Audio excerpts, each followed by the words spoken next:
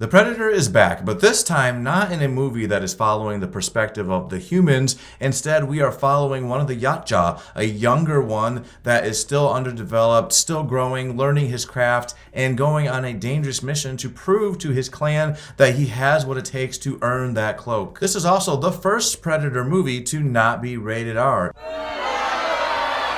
Is that something to be concerned about though? Should you still see Predator Badlands in cinemas? Let's discuss.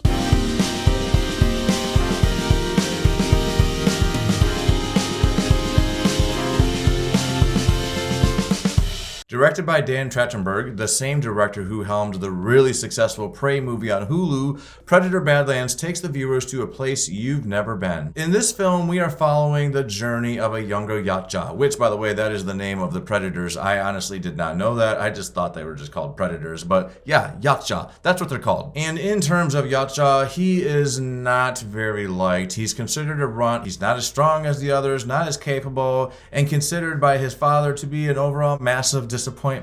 Join the club, guys. Join the club. Which is why he decides to go on a mission to a very, very dangerous planet in order to capture a prey that is very, very difficult to kill, and hoping that that is going to raise his status with the clan and get him that cloak that he really, really wants. Oh, and of course, the respect of his douchebag father. Right off the bat, this movie looks absolutely fantastic. Visually, this is just so well made. It's giving that Dune or Avatar vibes in terms of feeling like a fully fleshed out world with rich history. You feel like you're going to a real location, and not a very good location either. It's definitely not a place I would accept a trip to. If I won a giveaway trip to this planet, I'm saying no thanks, maybe give it to that friend that I don't really like that much. It stars, and bear with me as I attempt to not butcher this man's name, please, please. It stars Dimitrius Schuster-Koloamatangi and the wonderful Elle Fanning. How did I do? How did I do?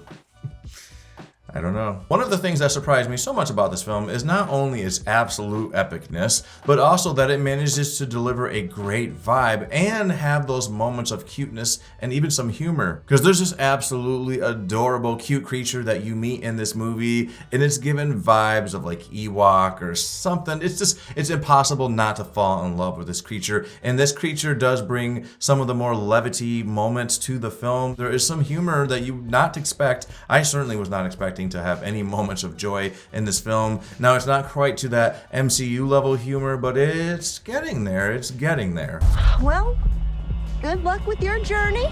The action sequences in this film are fantastic, and these performances from these lead actors are really, really good. Elle Fanning as Thea was an absolute joy. I, of course, knew she would be. This woman is a really talented actress. She's got some practice under her belt. I actually just saw her in that game, Death Stranding 2. She rocked in that game, and she rocks in this movie. And she's probably the most human synthetic that we've ever gotten in an alien movie. Which, oh yes, let's dive into that a bit. I just said alien movie. This is a Predator movie. Well, what the hell is he talking about? Well, she is playing a Weyland-Yutani synthetic. And if you are a fan of the Alien franchise, then you know the name Weyland-Yutani. That is the company that helmed or owned the ship that was in that very first Alien movie. They are very much a company that is greedy. They're interested in making money, and they don't care about putting people in danger. And here they are in this Predator movie. So with that being in mind, it does stand to reason that there is some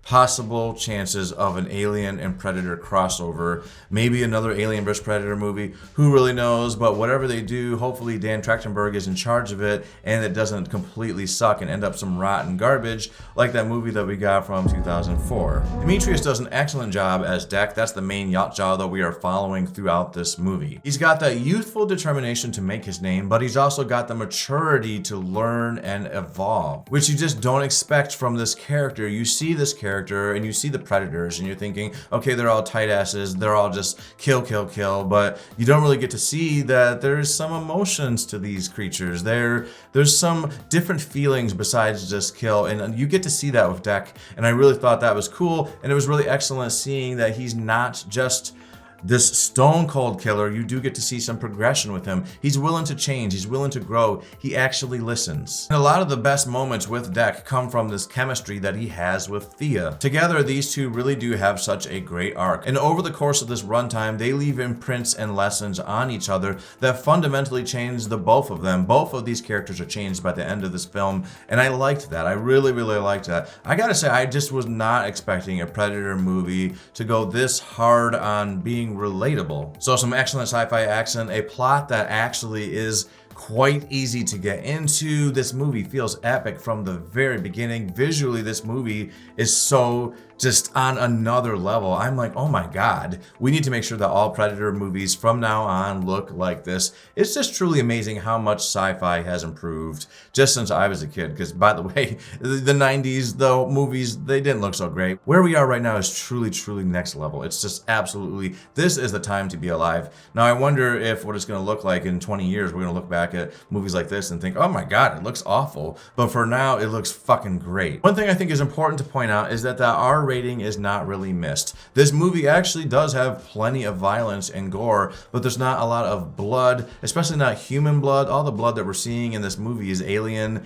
and some synthetic blood, so I'm guessing that's why they were able to get away with it not being R. By the way, even though this is a PG-13 movie, please don't bring your toddlers to see this film. I saw this movie and I had this literal little 4-year-old girl sitting next to me, and it was an IMAX. The poor girl was covering her ears. That's not great for their hearing, guys. I know you really want to go see a movie and have a date night, but get a babysitter or wait for this to come to streaming, because even at PG-13, this is a very violent movie with a lot of scary imagery, and it's going to leave impressions on kids, and I'm betting that that kid is going to remember this movie years to come. But this is an absolute blast of a film. I really enjoyed it. For me, this film is a 9 out of 10. That's my opinion. Definitely go see this one in cinemas. It's worthy. It is worthy of that IMAX experience as well. If you want to fork out that extra money, it's going to be well worth it. It's a very loud movie. It's very loud, but the picture and just this world, you feel so totally immersed. Again, I'm a big fan of IMAX and Dolby Cinema. I know it's not necessary. You don't really have to go that way. I'm just saying, if you have the funds, and it's been a bit since you forked out that extra money, or if you're on that AMC Stubs A-list, just get that IMAX ticket, man. It's gonna be great. It's gonna be awesome. You're gonna have a fun time. That's my opinion on this movie. If you liked this video, please go ahead and hit the like button. And if you want to hear more things from me, subscribe to this channel. Later.